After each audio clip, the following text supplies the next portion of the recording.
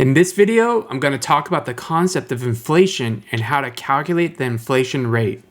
So think about the things that you buy regularly, like groceries, clothes, or movie tickets. Now, let's say the overall prices of these items start to increase over time.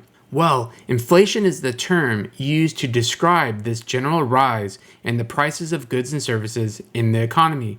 This can affect the purchasing power of your money, so it's like a slow and steady rise in the cost of living.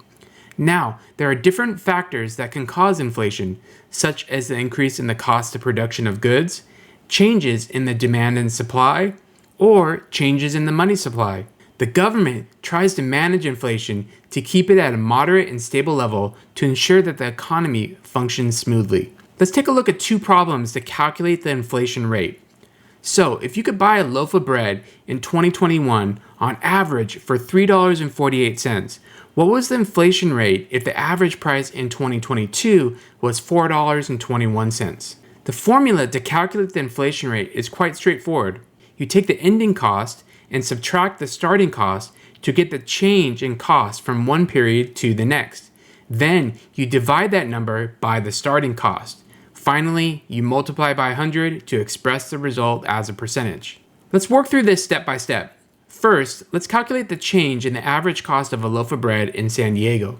You take the ending average cost in 2022 of $4.21 and subtract the starting average cost in 2021 of $3.48, and we get 73 cents.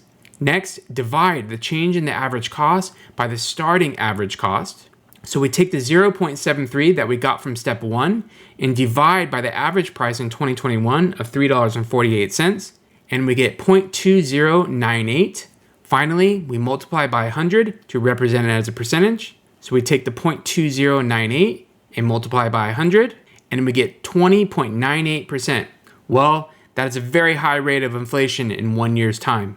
What if the average price in 2023 decreased to $3.96? First, take the new ending average cost in 2023 of $3.96 and subtract the average cost in 2022 of $4.21, and we get a negative 0.25.